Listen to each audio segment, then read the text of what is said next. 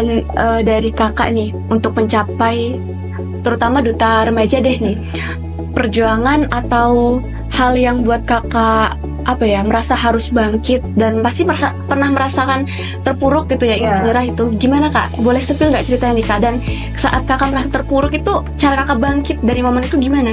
Oke, ini sedikit lucu ya menurutku teman-teman.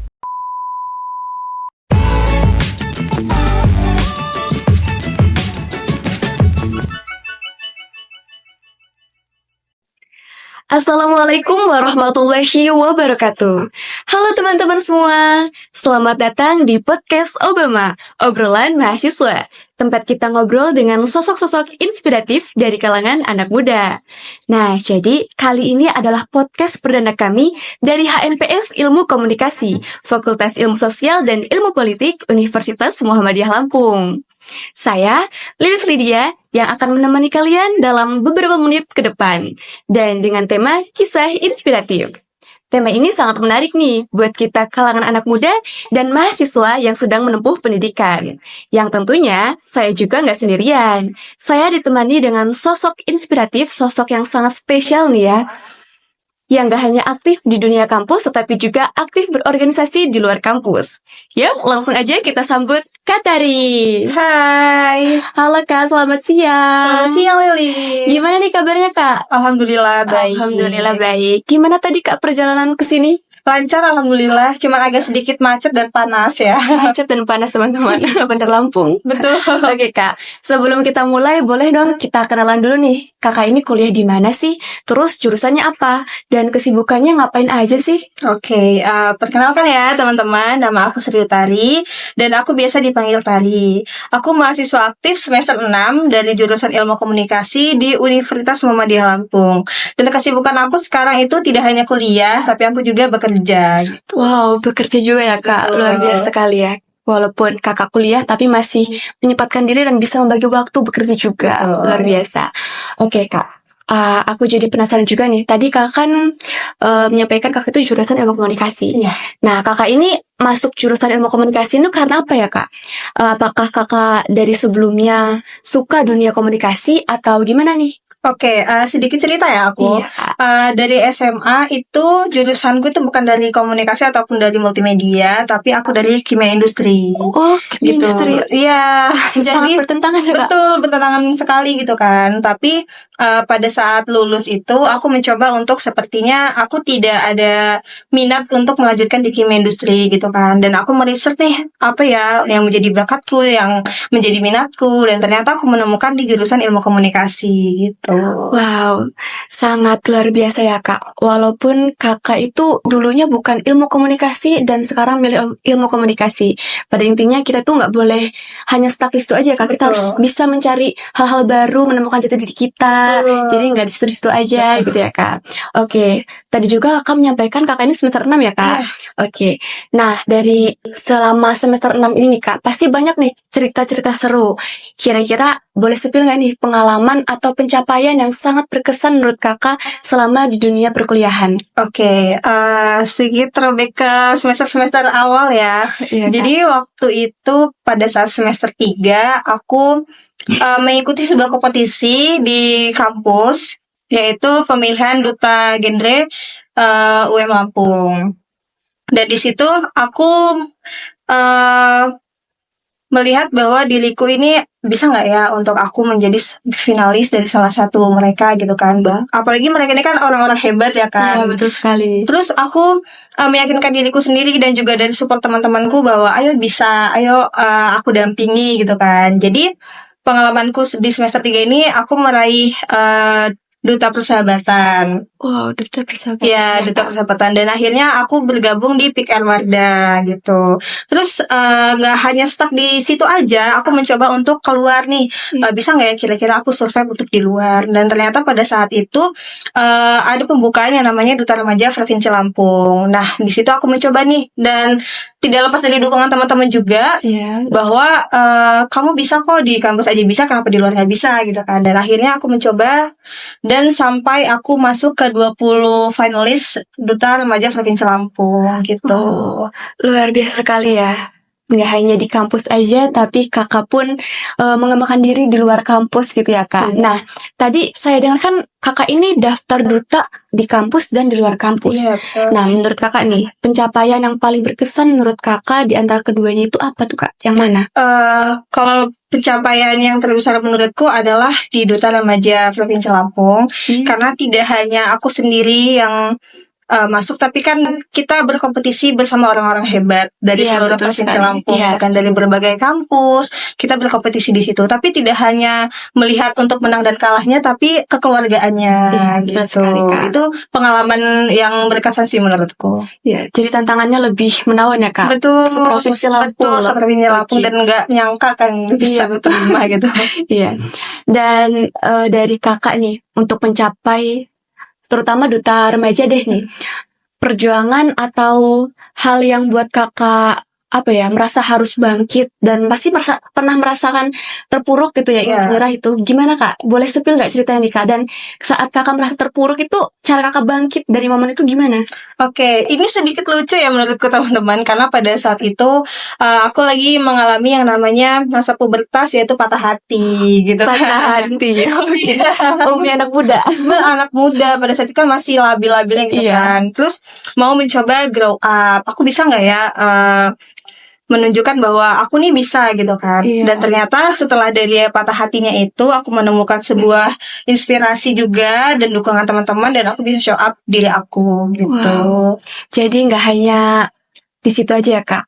Kakak walaupun merasa pernah patah hati, Betul. kakak tuh masih memasukkan diri, aku harus bangkit. Betul. Karena di luar sana pasti banyak juga orang-orang yang kalau di patah hati tuh stuck di situ aja, Iya. nggak mau keluar dari zona nyamannya dia itu. Betul. Dan kakak luar biasa sekali masih mau bangkit dan terus berusaha untuk menjadi lebih baik. Karena kalau untuk patah hati doang masa iya sih gitu. Betul. Masa kita harus patah hati terus gitu Iya, kan? masa Kita harus muda gitu iya, kan. kita harus buktiin sama orang yang udah buat sakit hati nih. Kita tuh lebih baik, kita bisa buktiin nyesel kalau dia udah nyakitin kita. Betul. Oke. Kalau ngomongin prinsip hidup nih kak, dari yang kakak alami, pengalaman kakak, pencapaian kakak, prinsip hidup atau nilai apa sih yang kakak terus pegang sampai kakak ada di titik ini? Oke, ini prinsipnya itu udah lama banget ya. Sampai sekarang masih aku pegang bahwa prinsip hidupku adalah jangan ikut campur urusan orang lain dan jangan tahu urusan orang lain. Karena aku sendiri pun tidak mau orang lain ikut campur urusanku. Gitu. Hidupnya tenang-tenang aja, jangan Iya, ikut-ikut betul. campur lah. Iya, pada intinya berarti kalau kita nggak mau diganggu, maka kita jangan mengganggu gitu ya. Betul. Kak? Iya, oke. Nah, kalau boleh tahu nih kak, sosok inspirasi kakak dalam menjalani hidup ini nih kak, dari kakak terpuruk, capek, dan sampai kakak sekarang udah berhasil, istilahnya udah sukses ya kak, itu termasuk pencapaian sukses ya kak. Itu siapa sih kak? Apakah ada atau itu semua atas dorongan kakak sendiri, niat kakak sendiri nih? Oke, kalau ngomongin sosok inspirasi itu nggak jauh-jauh ya. Aku menginspirasikan sosok ibuku sendiri.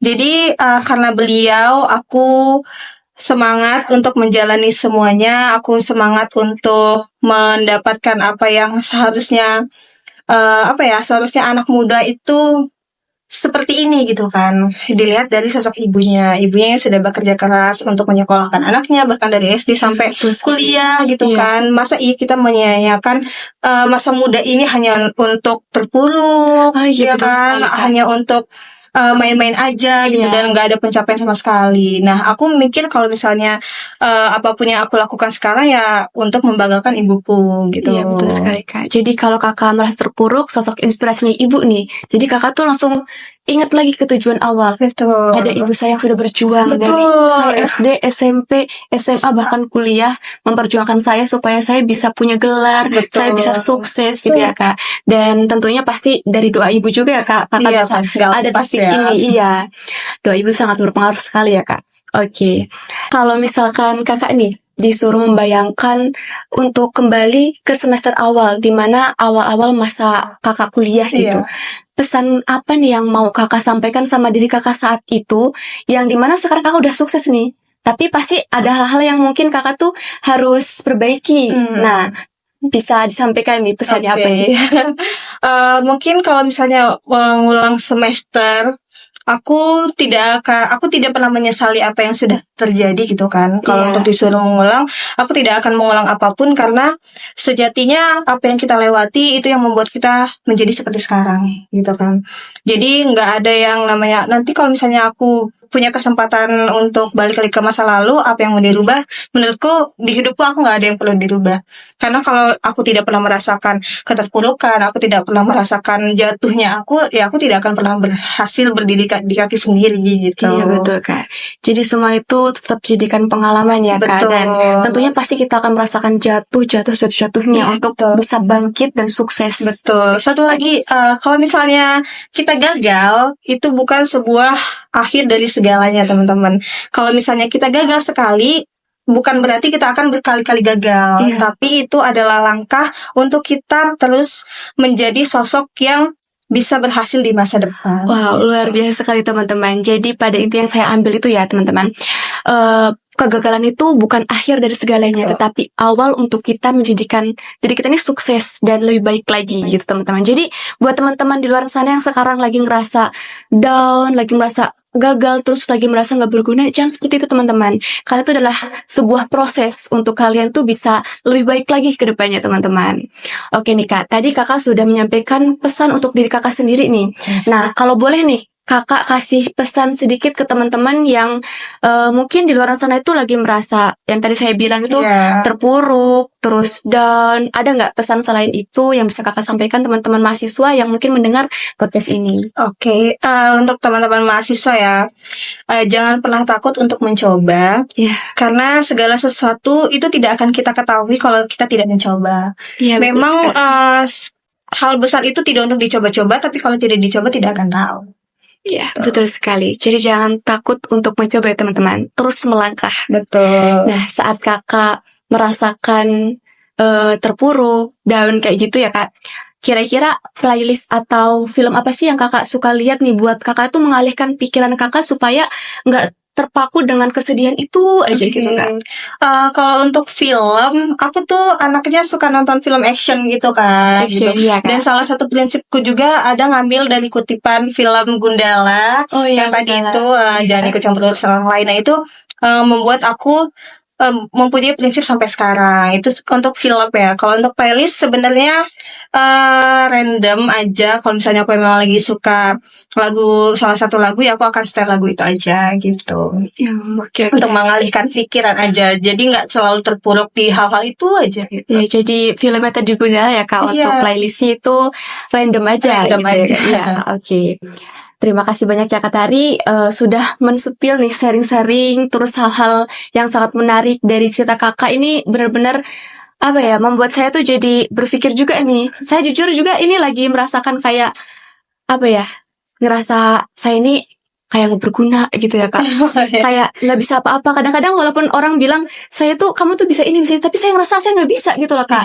Karena ya overthinking itu Kak. Betul, Nah itu, Mas. dari ngobrol bareng sama Kak Tari ini saya jadi punya mindset bahwa saya tuh bisa. Tapi jangan berpikir yang negatif dulu. Nah, Kita harus itu. terus berjuang. Terus upgrade diri gitu ya. Karena ya apa yang kamu pikirkan ya itu yang akan terjadi. Iya. Oke, jadi ceritanya Kak Tari ini tidak hanya menginspirasi ya Kak. Jadi sosok inspirasi seperti Kak Tari ini tidak hanya menginspirasi tapi juga relate nih ceritanya sama kehidupan mahasiswa sehari-hari. Oke teman-teman, itu tadi ya ngobrol kita sama sosok inspirasi kita nih yang saya petik dari beliau, pesan beliau tadi itu. Saya mengutip kata yang beliau sampaikan bahwasanya jangan pernah takut untuk gagal. Karena kegagalan itu adalah sebuah awal atau langkah awal untuk kita melanjutkan kesuksesan kita. Untuk kita memperbaiki diri kita jadi lebih baik lagi. Jadi jangan takut gagal teman-teman. Buat teman-teman yang dengerin podcast ini, jangan lupa untuk terus semangat ngejalanin proses kalian masing-masing. Kita semua punya waktunya. Dan perjalanan kalian itu sangat berharga.